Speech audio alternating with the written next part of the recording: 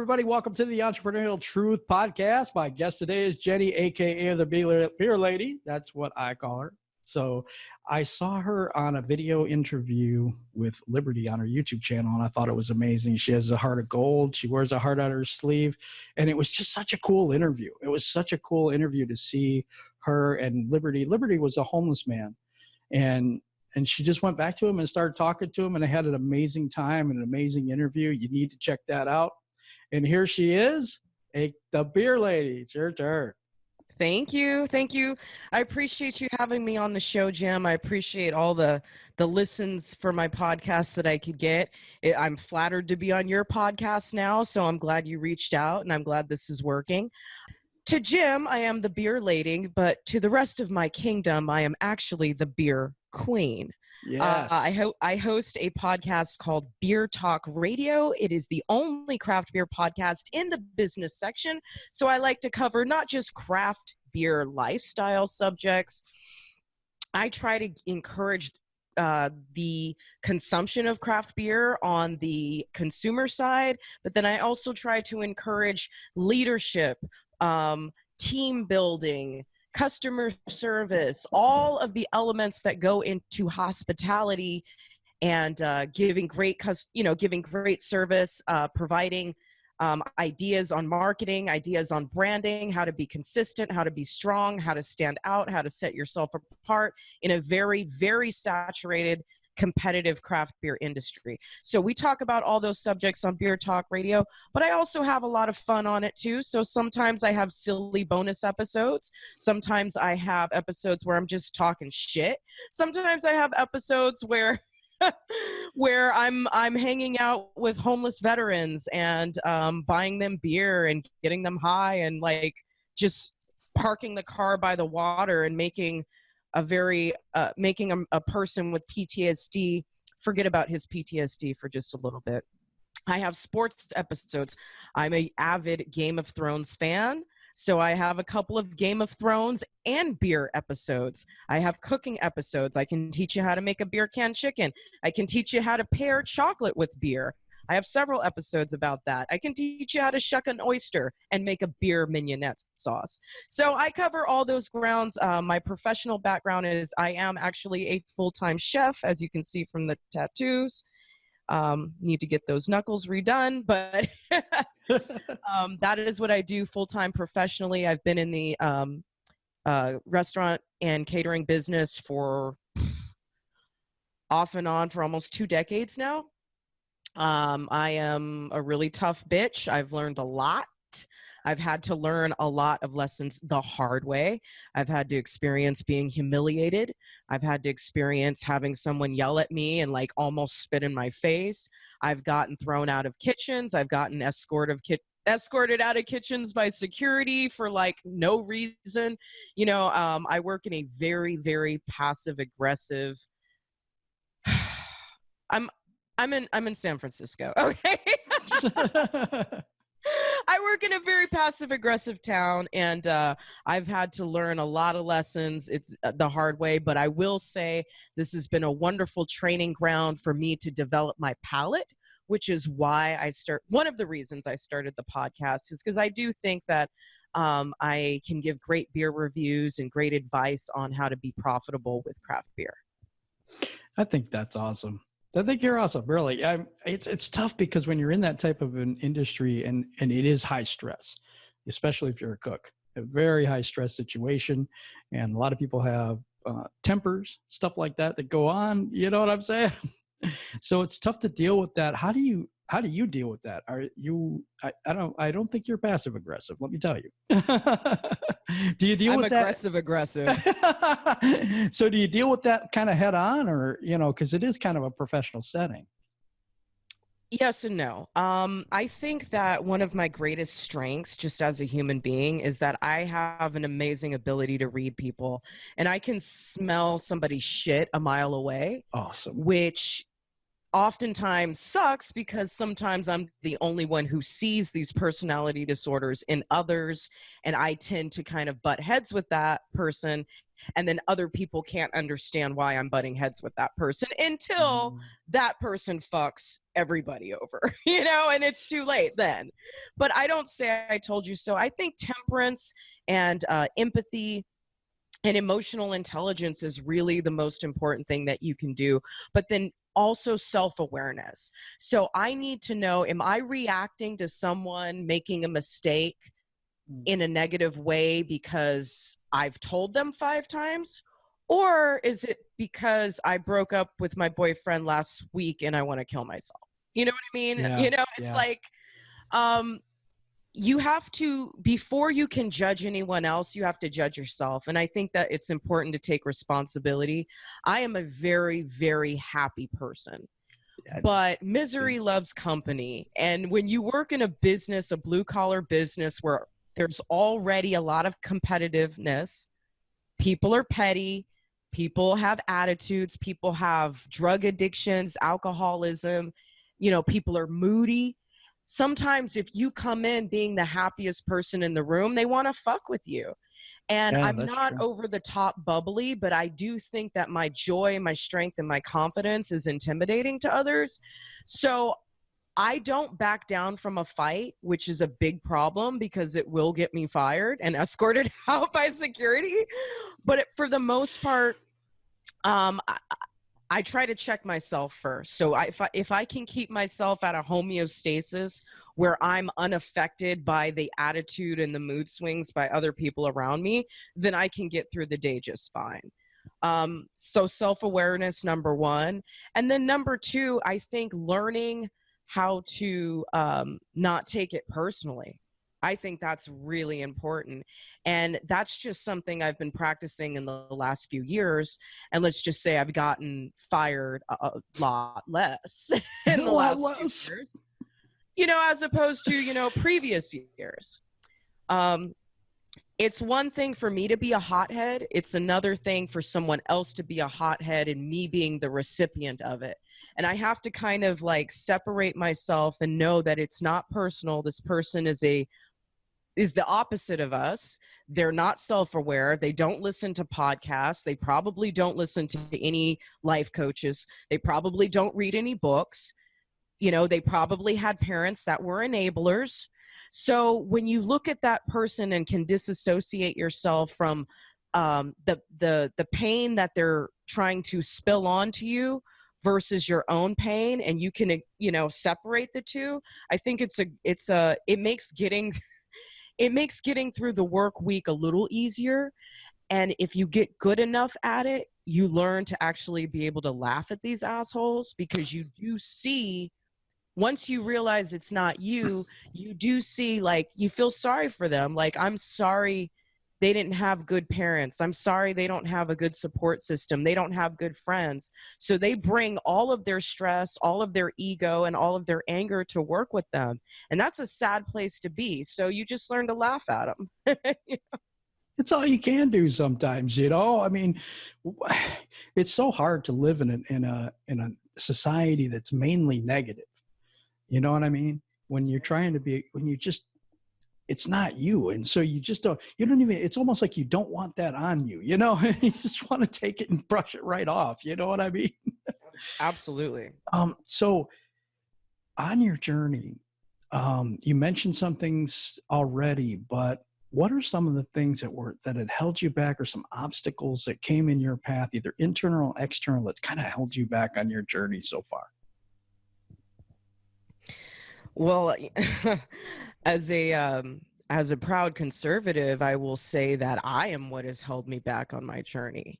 I do think that physically, like, I hate to say this, but like being beautiful, like, is a problem because other women hate you for it. And men, it can go one of two ways. Either they get to know you and become very protective of you and you become like a sister to them, or they see you as an object and they want to sexually harass you.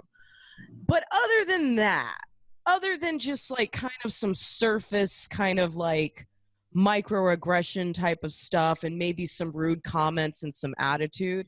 I would say that for me, I've held myself back. For many years, I undervalued myself. I didn't know how to price myself. I didn't apply for jobs that I was way qualified for. I was always underestimating myself. I was always under delivering to myself. I wasn't self-committal. I would keep my promises to other people, but not to myself. I would,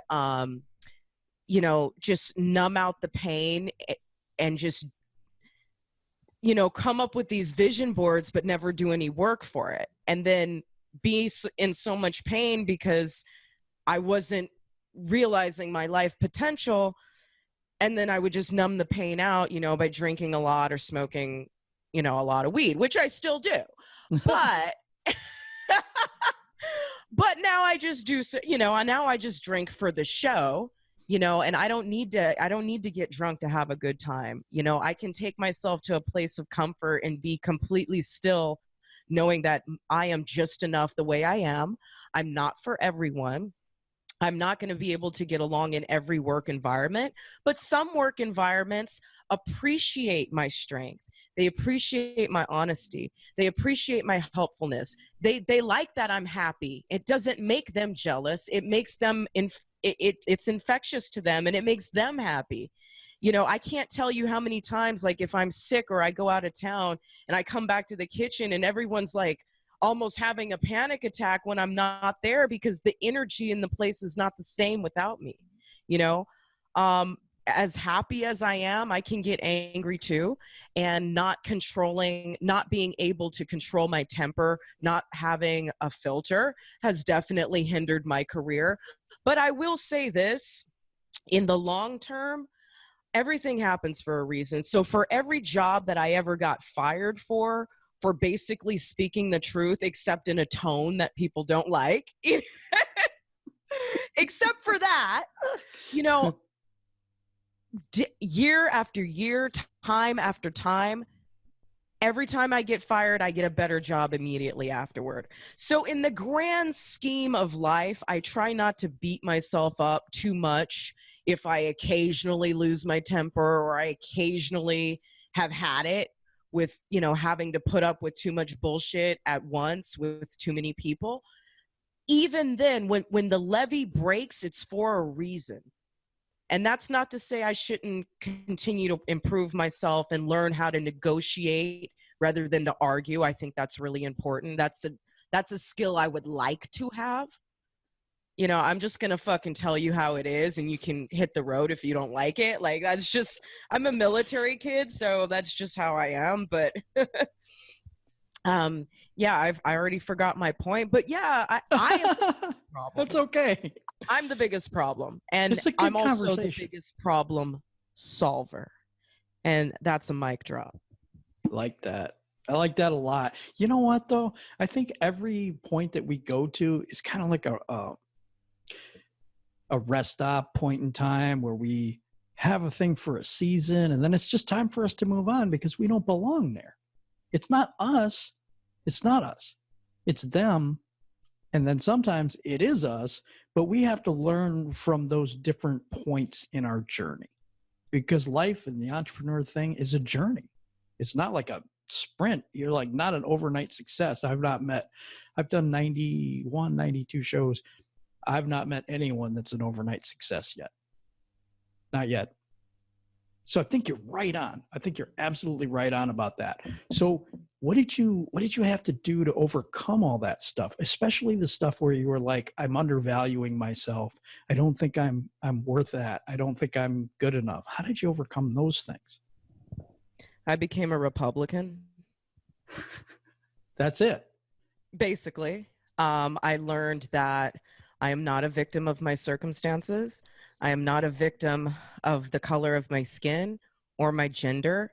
I have equal rights and equal access and equal opportunity. And no one is holding me back from applying for jobs.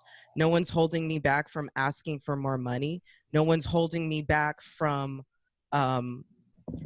trying seeking higher salary jobs and positions with more responsibility because just so your listeners know, I'm a sous chef.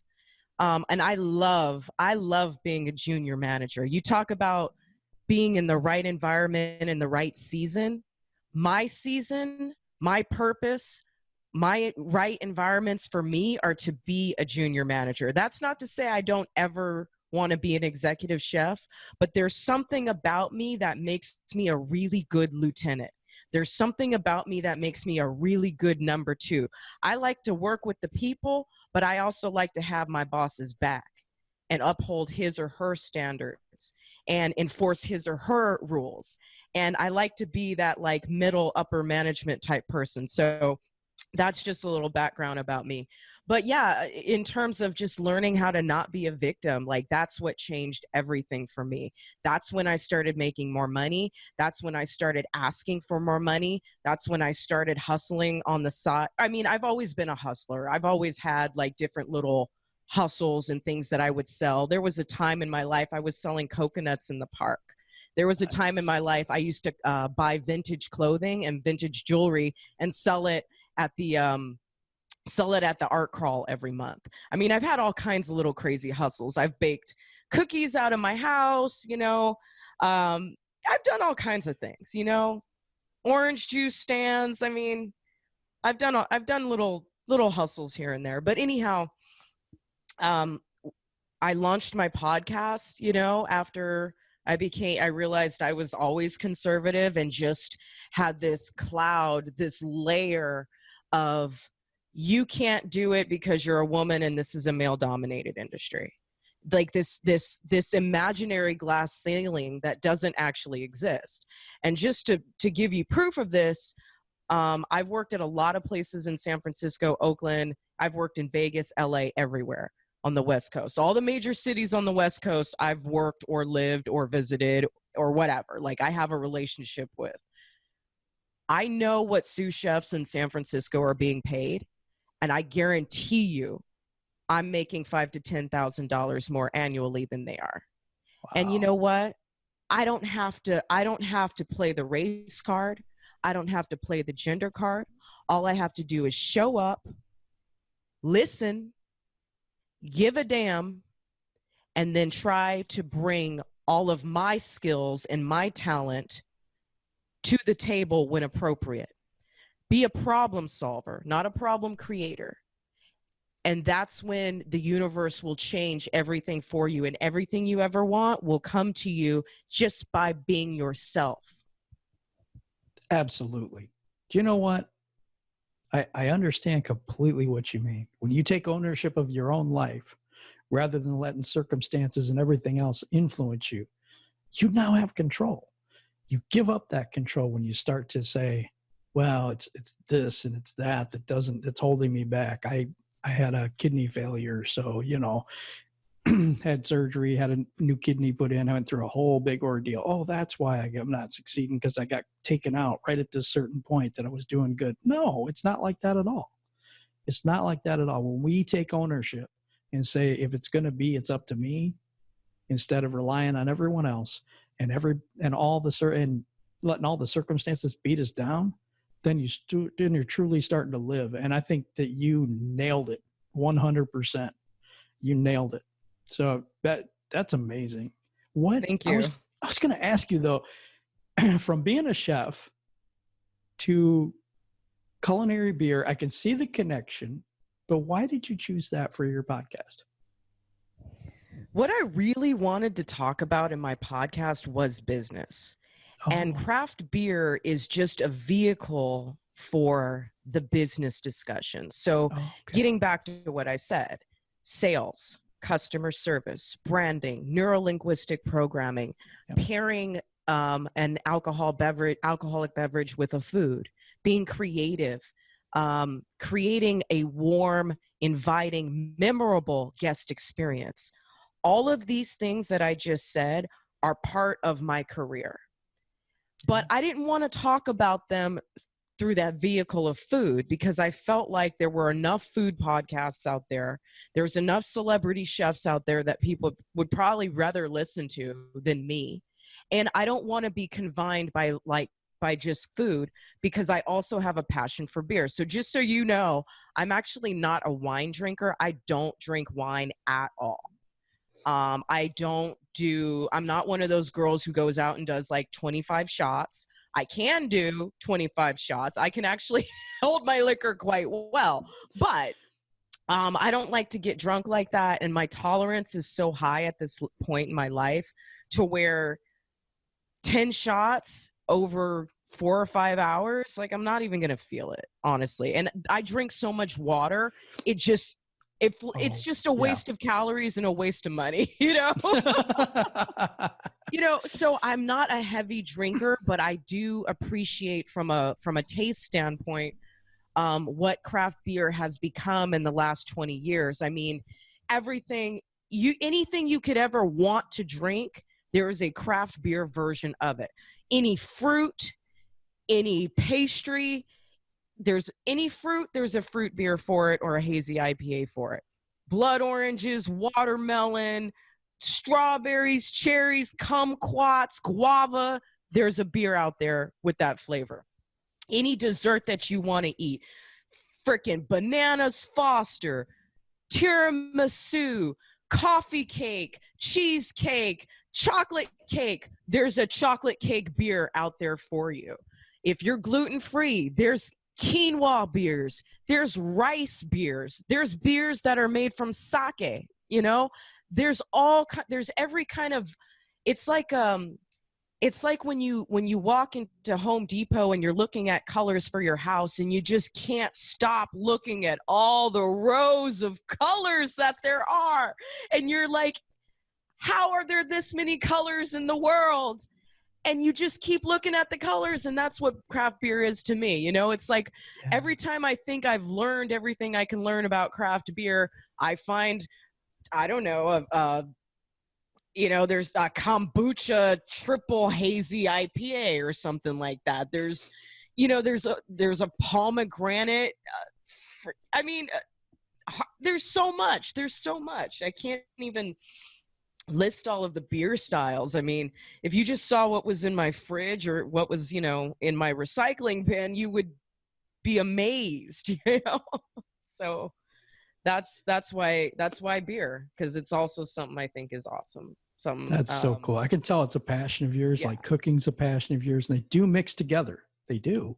And so that's really cool as well. I want to know, where do you see this leading? I mean, you said you really want to be the sous chef right now, and that's your position. And I think we all have that point, that position in life where, not everybody is, the out front person and the leader and all that stuff. And I've been in situations where I've been the backup person. I've had no problem with that. I absolutely, I kind of like it better, to be honest. I'm the same way. I like to do what's called lead from the rear. I like to just give you your shit, give you your tools, give you what you want, and then I want to respectfully treat you like a man or respectfully treat you like a woman and let you do your thing. And until you fuck up, I'll leave you alone. Just come to me when you have a mistake. Come to me when you have a problem. I'll have your back. I'm not going to scream at you. I'm just going to fix the problem. We'll do it together and we'll both learn from it. And that's enough. I don't need to jump down your throat and be an asshole unless, that's what you necessary. I was going to ask that question though. Where do you see this culminating, or where do you see yourself maybe 5 years from now? That's always kind of a typical question, but where do you see this podcast, the chef, everything coming together as what? That is a great question. And basically, I'm going to give you the answer that I told my boss. I said, I love what I'm doing. I love being a chef. I hope I can do it for the rest of my life. But if Oprah calls me, I'm out. So I need a 6-figure income to leave what I'm doing now, because I'm making good money and my boss is very kind to me and generous. So it's funny you should ask that, because people ask me, what is Beer Talk Radio? Like, well, it started out as a podcast because I just wanted to talk about business concepts through beer. Okay. Hospitality, industry type things through beer.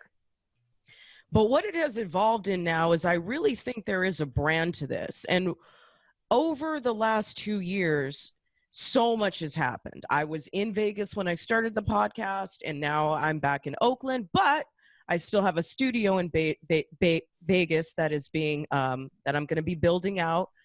Still need to make some more money because soundproofing is very expensive. Recarpeting is very expensive. Contractors are expensive. Chairs are expensive. Good sturdy ones. Commercial grade chairs are expensive. Not folding chairs. But anyhow, so I have a Beer Talk radio studio. So now if anyone wants to come to Vegas, or if anyone is in Vegas, they can come record any kind of content creation they want. I'm going to have a podcast room that's going to be totally soundproofed. I've got a green screen already. You can double it as a meeting room or a workshop room.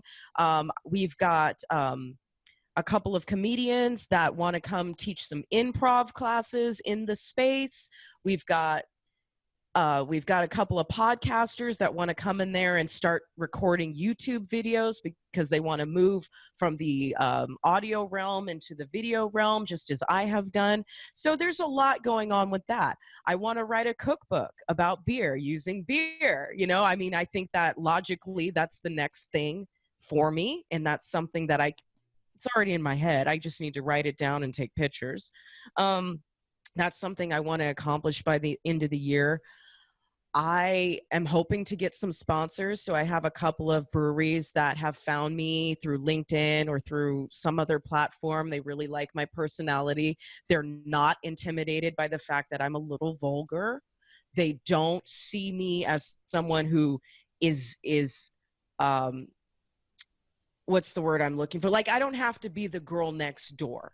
And I think when you're talking about beer, you don't typically, you might buy wine from the girl next door, but you don't want to drink beer with the girl next door. You want to drink beer with the bad girl. You want to drink beer with the crazy girl, the fun girl, the party girl. And I think that's part of my brand that I have to offer on top of my amazing mastery of the English language and my just ability to talk about business concepts in a way that is relatable to almost everyone who works in almost any industry. I think when I'm talking about, you know, how to be self-aware and neurolinguistic programming and mindset stuff, I think that's applicable to everyone. So I definitely see myself getting more involved in the leadership community, the coaching community. Not saying I want to be a life coach, but I definitely think I can bring something to the table if someone needs an MC or a hostess or someone to keep the party going in between lectures. I can see a lot of that. I've got a lot going on. I don't know where it's going to go. I just know when Bravo or the Food Channel calls me, that's when I'll call you and let you know. You got like, hey, so much. Jim. Yeah, man, that'd years be great. Ago on your podcast. Be great. Because I think you have so much potential. I really do. I think your brain is thinking long term. I don't even know. I think you're aware of it though, because you're building out something that people can rent or a space they can be in. You can almost have a brand with different podcasts and stuff. You can host your own stuff there. I mean, I think you have potential to be an onstage speaker. I think that is something that you are going to be very, very good at. The cookbook sounds excellent. And of course, after you've done all this stuff, write it down, man. You're going to have all kinds of people wanting that course. I'm letting you know. Yeah, absolutely. I think I have a couple of books in me. Not just a cookbook either. Definitely. Definitely. I see you as a multipreneur, which means there's going to be several different businesses off the one business that you're doing. I see all kinds of different avenues that you're going to be able to succeed in. You have the personality, you have all of it. You do the intelligence and all of it. And, you know, I don't say that on everybody, but you know what I mean? But you have a way about you. You really do. You really, really do. So I would encourage everybody to check you out on your podcast too. Tell us where you can find that too. Well, just so all of your listeners know, I don't have a strong social media presence. I kind of have everything shut down right now just because I needed to regroup. It was like kind of traumatizing for me. And that's a whole nother conversation about what is real and authentic in the world and versus what online versus what all the online dramas and stuff, whatever. But right. I am hiring a publicist next week. So hopefully within the next couple of months, I will be back on social media, whether I had an Instagram that I deactivated, but when I come back, I'm coming back in full force, and I'm going to have someone to help me navigate that space because I don't really understand it. And social media, I can't get my head around it. Obviously, we met on Facebook, so there is a Facebook page for me. Beer space talk radio. Talk radio is put together in one word. However, if you'd like to Google search me, just Google search me at beer space talk space radio.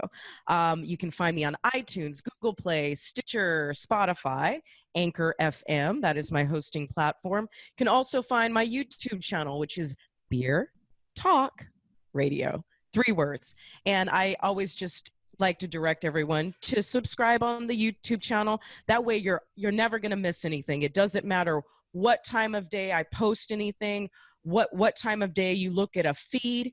If you subscribe to my YouTube channel, you'll get all the notifications and you can go back and watch or listen whenever you want to.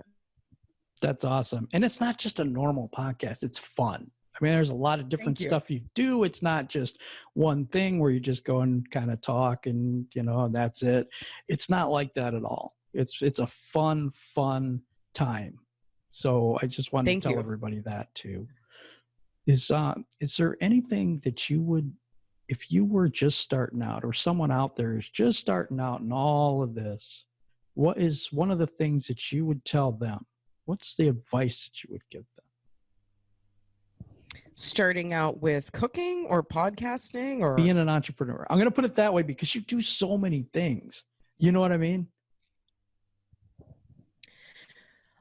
I actually it's okay. I actually have a 20-minute stand-up set that is written for entrepreneurs, especially in the culinary business. And I called them the culinary Death Stars of the restaurant galaxy. And you know what I'm actually going to do for you, Jim? I'm going to be the anti-entrepreneur. I'm going to tell you why you shouldn't be an entrepreneur.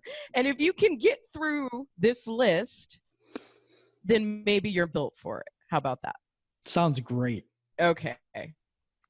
If you like sleeping a consistent schedule, don't be an entrepreneur.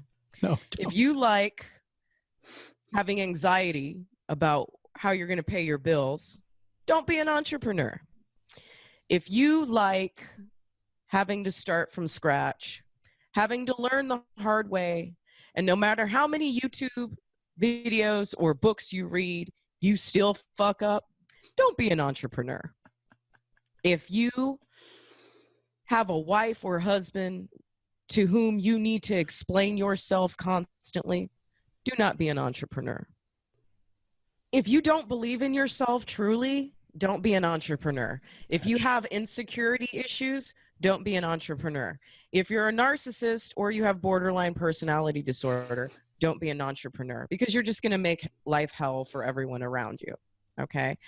If you have fear issues from your childhood, especially fear issues that surround finances, or maybe like a generational curse like of poverty, then maybe you should be an entrepreneur. You're probably going to fail because your fear mindset is going to just take over and ruin everything for you.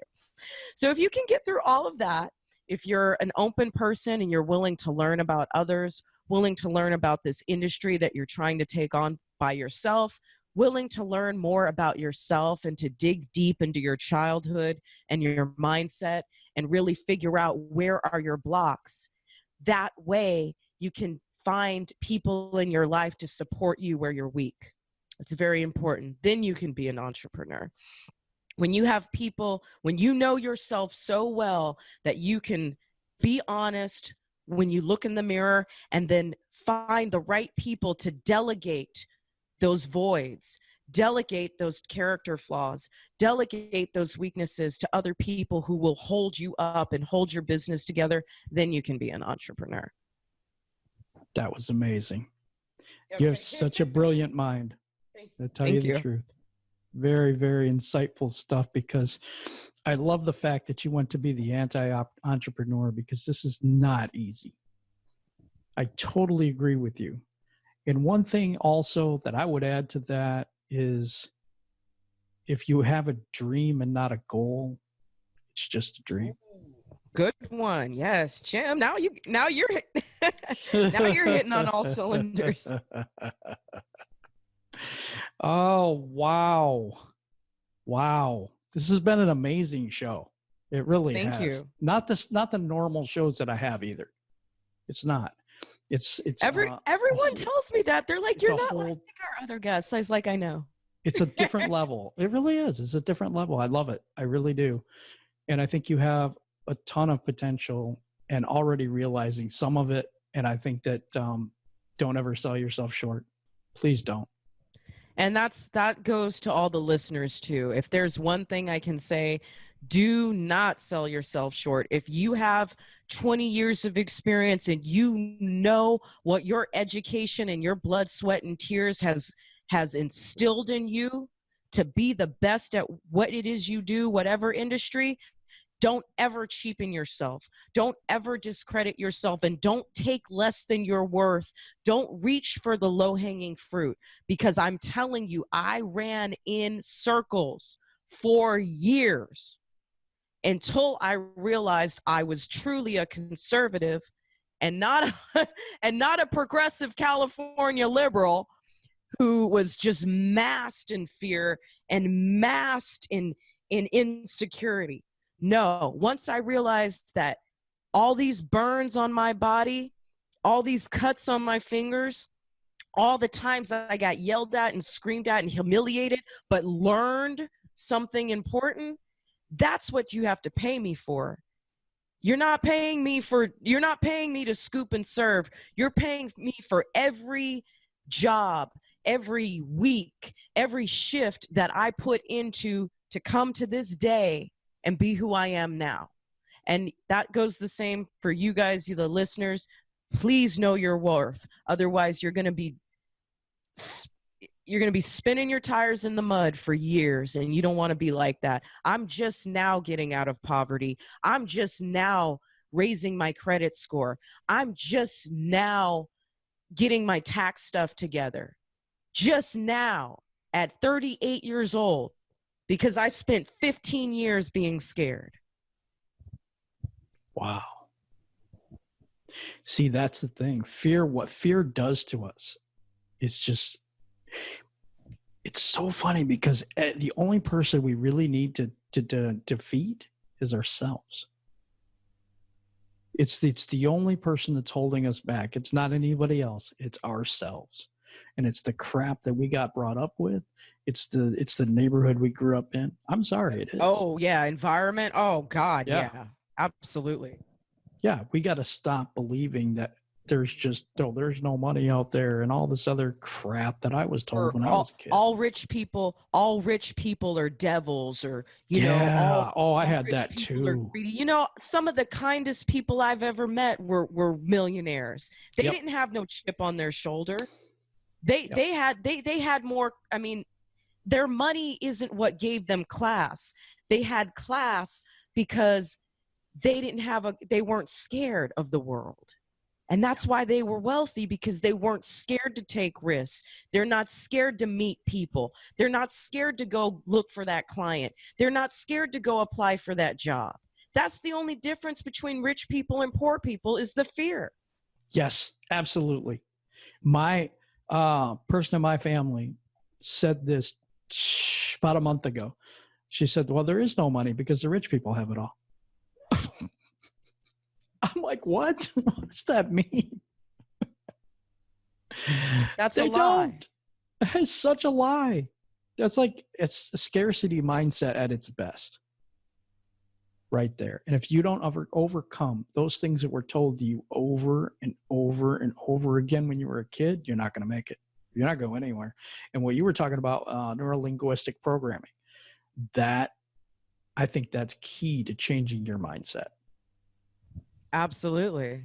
And it did. And it's getting better and better and better and better, little bit by little bit by little bit, every day. And you don't have dreams, you have goals. And that's just such a different thing, because people can be dreamers, and that's a great thing and whatever. And I love to have, vision boards and all that stuff, but you don't do anything about it. You just stare at it. You're not going to do anything. It's fun to go through those exercises, and it's fun to put things up that you want. And it's fun to focus on the things that you want and not on the things that you don't want. But there's a time that you got to get your rear end in gear and do something about it.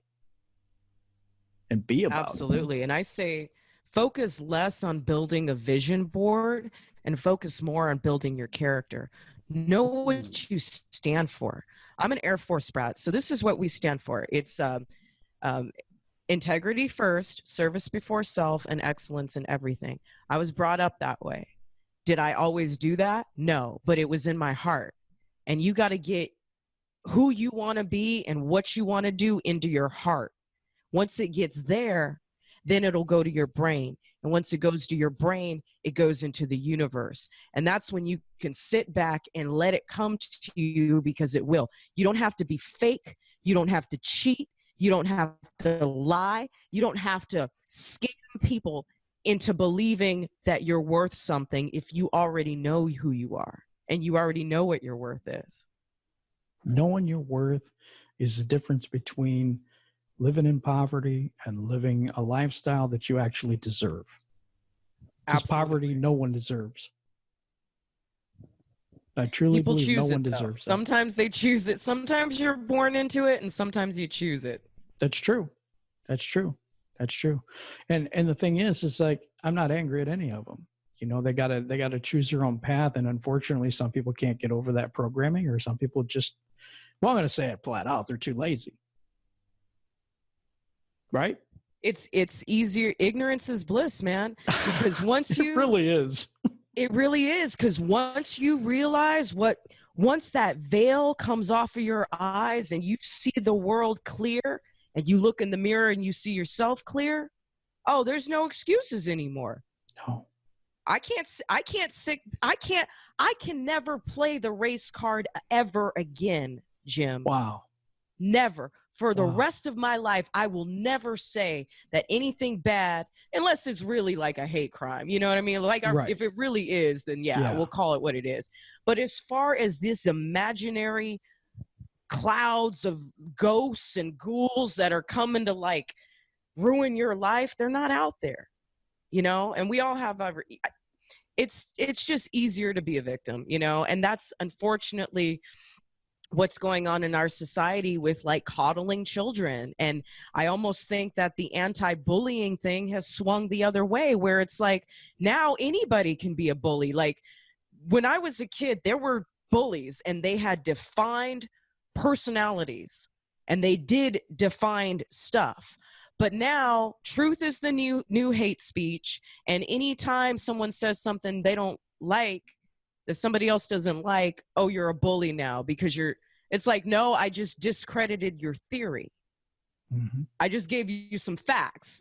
Mm-hmm. Doesn't make me a bully. Education doesn't make you a bully. It really doesn't. Here's another thing I noticed when you were saying that, is that we do live in a society that enables us to be angry at everyone else but the person all the time. Yeah. And we're responsible, and we want to blame everybody else because we don't want to look at ourselves in the mirror and say, you know what? Maybe it's me. And then when you tell somebody else it's them, that's not acceptable. That's not acceptable. Well, I don't know. We just got to push through, Jim. We just got to Yeah. keep being happy. And while everyone else is being mad and fighting, we're going to be making some money. Now that sounds like a good plan. That's a plan. That's the plan in 2020, not just for me and you, but for everyone listening. 2020 vision. There you go. 2020 vision. There you go. Mic drop. Boom. Yep. Boom. I love this conversation and I appreciate you being on. Do you want to tell anybody anything else before we go? No, not so much. Just make sure that you guys all subscribe on the YouTube channel. Like I said, that is going to be the central hub. Otherwise, you can find me at www.beertalkradio.net. If you go straight to the website, you can see my dad has a blog on my website, and he talks about craft beer in Los Angeles. Cool. We've got all the videos, all the podcast episodes, and then you can learn some other fun facts about me on the website too. That sounds amazing. Click the subscribe button and the like button and ring the bell and do all that stuff, and then have a craft beer and sit down because that was exhausting. Anyway. All right, everybody, you have a wonderful day. Remember to subscribe to the Beer Queens channel. Please do that for me. Thank you. Have a great day. Thank you.